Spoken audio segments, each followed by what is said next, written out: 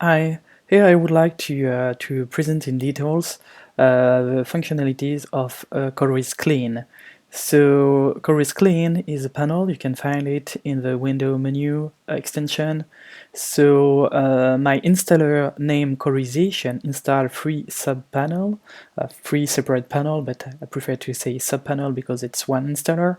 ColorizClean, ColorizStack, Colorization. So I will do another record for ColorizStack and another for Colorization, and perhaps one for extra tips after all of that. So here, let's focus on ColorizClean there. So just as a reminder, you'll find an overview there, an overview on the three panels and some tips there, but I will go deeper in the details there in this video. So here, the purpose of these pages is to, when you ink on paper, not on the screen like Cintiq or Wacom Cintiq or using an Intros or stuff like that. So if you ink directly digitally, you will not probably have this paper structure. And for example, let me some hair, some dust to clean. So this panel is really dedicated to the cleanup. So these two first sections to clean up. The third section there is to straighten the pages, and these two other sections are to crop the pages in a proper way. So just for background, this section probably will not fit with your need if you are US, if you work for comics, for example, because in comics, in the comics industry, to avoid some issue with printing, for example, these pages have you see some ink at the border of the page, so you need to have what we name bleed. So if you don't know what it is, please take a look at Wikipedia on what it is. So it's extra material that we will print, and we will cut the paper at the border to avoid some white, yes, some white line just at the border, because sometimes the paper moves a little bit when you cut the book at the end for finishing. So in the comic books industry, it's not like in France. In France, for example, normally your editor gives you some template. So here are some cool template you can find on DeviantArt. I will give you the link on the video, and effectively when you work, so you have this kind of you have this bleed mark, you have the margin mark, so you can work on the proper margin for the exploitation later. And if you need to draw at the border, so you know where to stop. So you need to stop after the bleed, after the first mark there. So you need to draw, you need to draw at this line. This is the final final pages after cutting, and this is your margin. So you need to draw you need to draw extra material there, and you have the ability to put some information and stuff like that. So for you, this part, I will explain you how to use it in case of, because that's not only for comics, but for every kind of comic book. So I will cover that, but if you work with templates like that, you will probably don't need this section. So let's jump now in these pages. These pages was drawn by my co-writer in my French book named Colorization BD du traditionnel au numérique. So this artist is named Knights, and he voluntarily drew these pages with a common issue we found from beginner. So because we didn't have template in France, generally beginner forget to add extra material if you didn't have just a pure white margin. So you need bleed. So you can see there the margin is really small. So that means if you layout that in a layout software like InDesign, for example, the layout designer will have to zoom a little bit on the pages and to have this extra grid, and so the margin will be ridiculously small. So for that reason, that's the reason why I grab these pages in place of other pages, for example, like the simplest like that, so no issue really there because we have extra white around, so we can do what we want. But in this case, I need to perhaps to do an extra step there. So let's focus first on the cleaning. So that will be the basics for every kind of comic books. So first of all, for me, there is two kinds of cleaning. The first one is the texture paper, the paper texture, and the other one will be the dust, the hair on your scan. So so the first section is to remove the paper texture, and the second part is to clean up what rests on these pages. I mean, hair or stuff difficult to remove with that. So let me jump. So here you have two choices to clean up globally your pages. So level or curve. That depend of your taste. I prefer personally for this kind of use levels, but in case of you prefer the curves, you have both there. And to keep in mind the level of details you can see there, I have some smaller lines than there.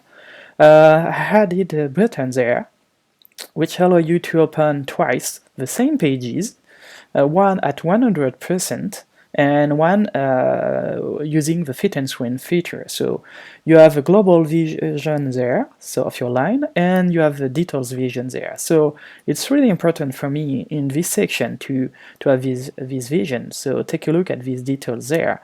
If I push too hard, I will zoom a little bit there for don't need normally on my screen because but because of the screen recording, I want to be sure you can see the texture. So I zoom more than I need. So here you drag the white, the highlight, the white balance, and you can push to remove here your paper texture. You can see there is a huge, histogram part there. So generally, it's just after this huge amount of noise in the white part. So, but if I try now to push too hard to remove the dust and remove the hair, I will certainly lose some details there in my line. So that's the reason why I have this split view to be sure I will push properly, and I don't want, by the way, to destroy the quality of the line neither. So that's to make a compromise, visual compromise there. So the basic cleanup of my paper is already done, and now I will have in the other section the opportunity to clean up quickly, really quickly, the dust and the disturbing pieces like that. So let's say okay with that. I can now close this second view. I don't need anymore. I will stay at this level of zoom, but generally I don't work at this level. I work at 1:1, so 100%. So here you have two tool presets. So if you take a look carefully, it's look like these two tools, dodge tool and burn tools, but you have a circle around it. That's my personal way to indicate you that it is a tool preset.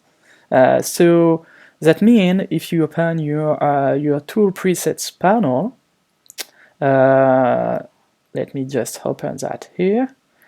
You will find, so at the first launch of the panel, first use of the panel, of my panels exactly, you need to load first something. You need to launch a tool preset set. So my installer install that for you there. So you just need to say add. So you can say okay, but that will replace your actual tool preset. So if you didn't save this tool preset, be careful. Or you can just append to that list. So it's already done for me, so I can show you that. So I already have these three tool presets. You can use these features that was not possible in CS6 with my tool, so now you can use this, and if you switch back between different kind of tools, that will work properly. That will work properly, sorry for that. So, but you also have the ability to access to your tool presets there, so you can also add from there and manage the selection of your tools there.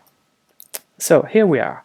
So by default, so these tool presets, so just as a reminder, Dutch tool is to highlight white, to highlight space, to lighten some page, but depending of the range. So here the tool presets is target only the highlights, and the exposure is voluntarily at the medium size. For me, 50% is the default, so I set up at 30% because I prefer to pass twice on the line than pushing too hard and losing some details on my line. So, but it's a tool presets, so please remember that tool preset could be resaved.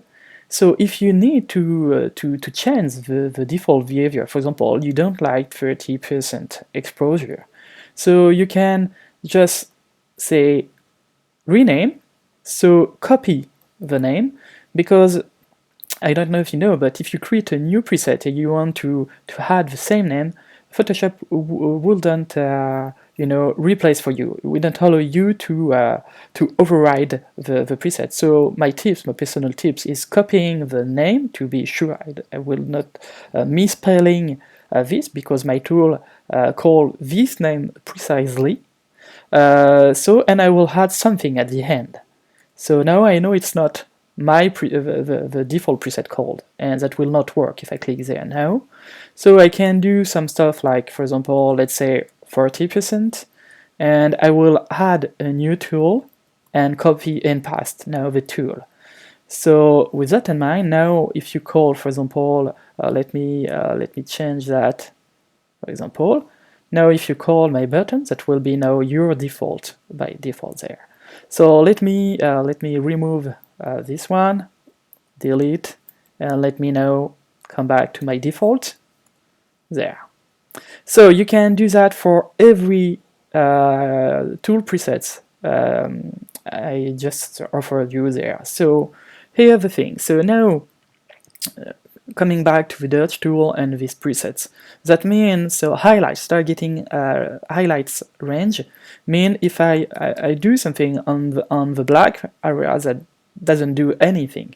So if I pass on something which is closely white but not really white, so in the highlight, I can easily manage to remove something. So I can do that, so I prefer to pass several times to avoid, let me just showing you, if you pass too much and with a high value there, you can have some weird, weird border effect on your line, and that will not perhaps match with the other stuff. So, but don't be too careful, because remember, that's not the size of the exploitation of the pages, but sometimes that could destroy your line, especially if you want, if you scan a pencil and you want a pencil look in your drawing, and you want to have this grayscale look. So in this case, that could be really hard to if you move too much. If you push too much, sorry, this part. Now, if I want to do the opposite, so if I would like to darken a little bit the line, for example, here you can see this line, you can use the second preset. So burn is to darken an area, and here I will darken the shadows. So same principle. So if you move on the whites, nothing's happen. But if you work on this dark line, you will darken the line. So generally, again, I won't use this kind of level, so the goal is really to be quick. So just jump, take a look. If you find something, just clean up. Like you see, I don't need to lose a lot of time in this process. So just moving around, take a look. If you find something, just that. So I couldn't find there, so it's already cleaned. It's look like so. Just move slowly in your pages and do your cleanup if it's needed. For example, there I have a white border of a paper, so I can easily clean up, and that's it. Move to this one if you want to perhaps, you know, darken a little bit the lines there. So just do your stuff, but really quickly. The goal, again, there is to be as quick as possible to clean up. Also, there is two different methods to digitalize, to scan pages. So one method is using a bitmap in 1200 ppi, and one other, my preferred one, is grayscale. So I scan in 600 ppi. It's not necessarily this high value of resolution, but because of this cleaning step, I prefer to have a wide range of grayscale to clean up the stuff. After all, at the end, in the second section, I will reduce the size for the color. But I prefer that because bitmap, if the page is a little bit rotated on the scanner, or a little bit, for example, darken, if you need to clean up some small pieces, it's not possible by default. So the cleaning is only, so bitmap is only white, pure white and pure black dots, but the high density of the pixels give you the impression of grayscale if you have some sort of pencil look on your drawing, for example. But if you need to retouch, you need to retouch by putting some pixels in black and white only. It's not easy to clean like I did. And by the way, if you need to straighten the pages, you need to convert in grayscale and reduce the quality of the resolution. And if you want to go back to bitmap, you will lose some quality in that process. So that's the reason why I prefer. That was an old way to scan for me. I prefer now to scan in grayscale for that reason. So that was the reason why that works. This tool works. If you use bitmaps, that will not work at all. So you need first to convert in grayscale. So that was just these details I missed to give you. And by the way, these pages was created by my co-writer named Knights. So he created these pages and two others for our books. So yes, several books on comic book colorization, so in French only, sorry. But I will scan again the pages because I didn't have the output of the scanner, so with the paper texture, with the dots and stuff like that. So I will rescan the pages for you, and I will give you the link in the description sooner. So if it's not the case, so at the time of this recording, I didn't have time yet to do that, but I will give you that to help you if you are a beginner to train yourself on comic book pages. So here that was just a fake texture of paper, fake dust. So I just rebuilt that because I didn't have time to properly scan the pages for you. So here we are. So, and yes, this book, the first edition of this book was wrote in 2004.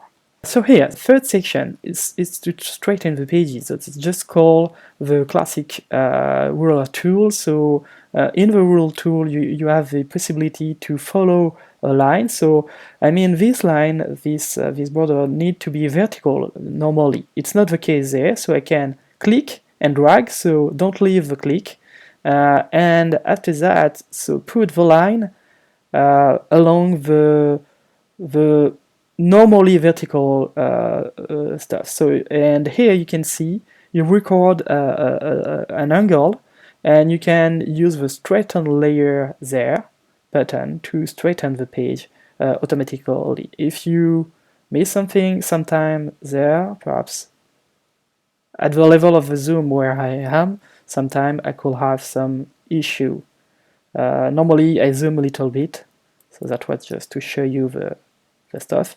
I use the longest border as possible, so it's longer there than there, so that's the reason why I click there. And after that, just follow and straighten the pages. I always prefer to flatten because this function just creates a layer for me, just to flatten there, and it's okay. So if your drawer already, or if you have a drawer and you already take care of the bleed before, so just use this preset to crop the pages.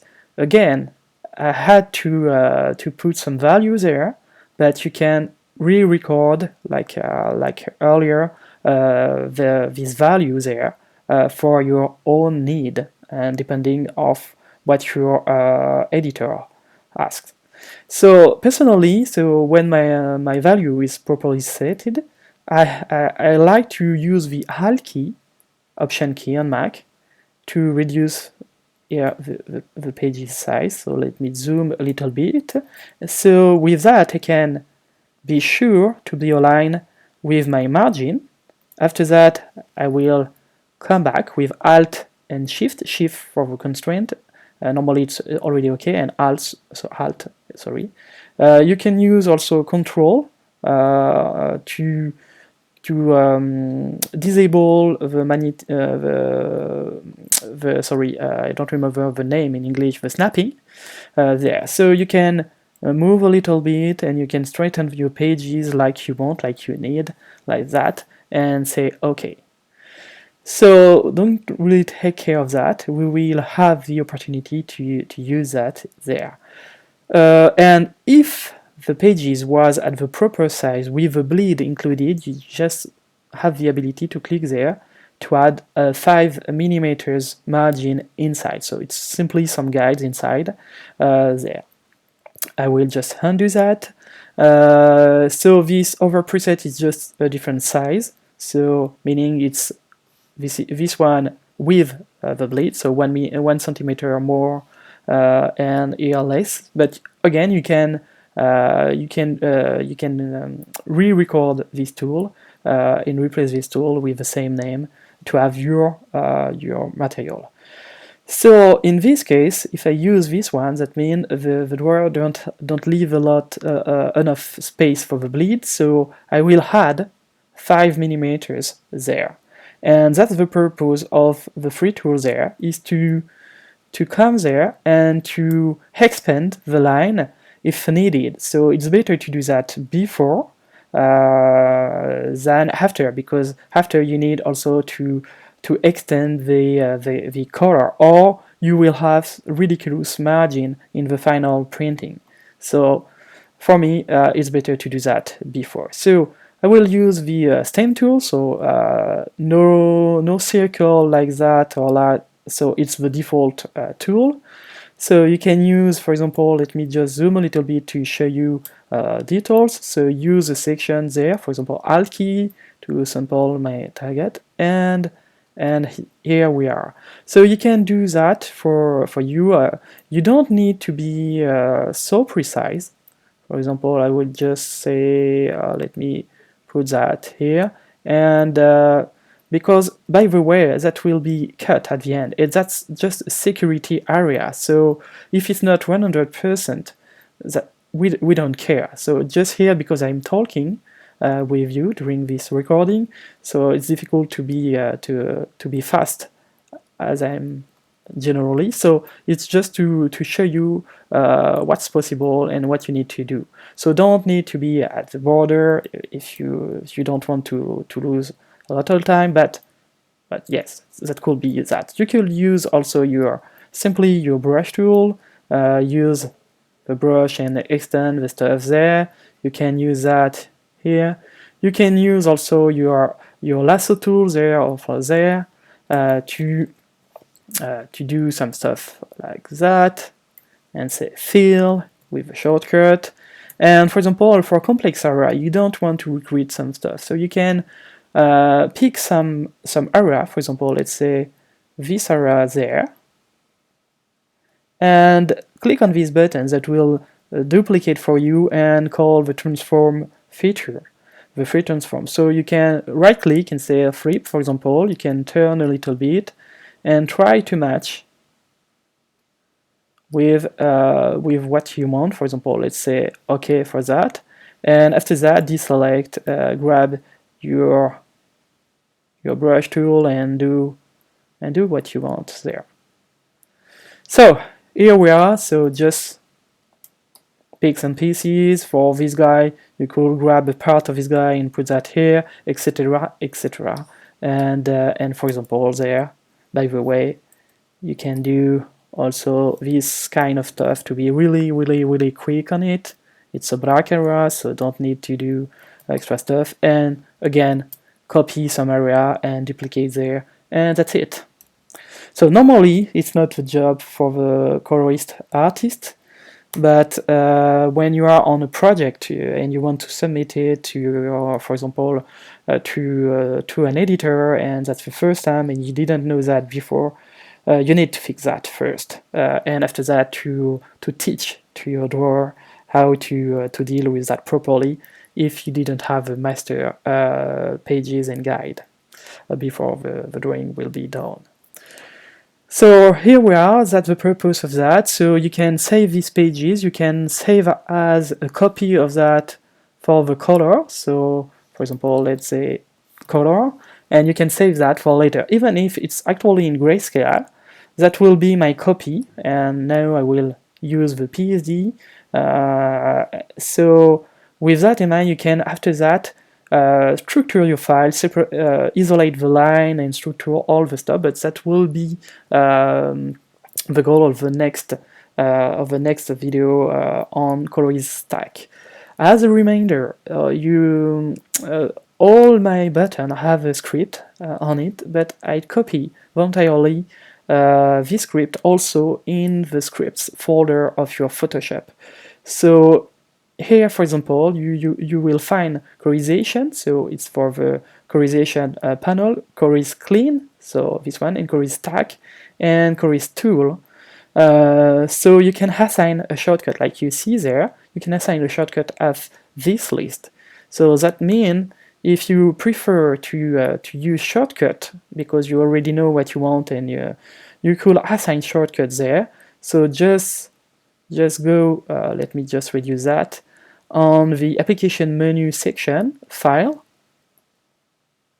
you will find a scripts section there, and you have the ability to assign shortcuts where you want.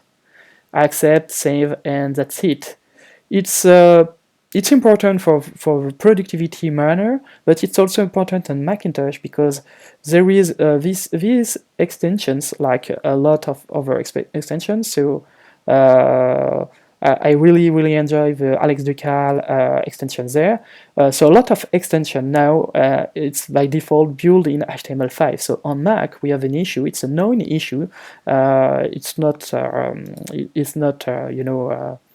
on our side, we have an issue on Mac, and we can lose the shortcut. For example, if I click there, sorry, I'm not in the proper... Oh, sorry. I think I just lose my shortcut there. Okay, so I didn't have the tool. If I click there, or there, for example, if I try to call my shortcut, for example, V for the move tool, B for the brush, nothing happened, because the cursor is blocked in the panel. I need to click somewhere in the UI to have back my shortcut. So sorry, it's not my fault. That's the behavior actually. There is a bug report on that, so I hope that will be fixed as soon as possible.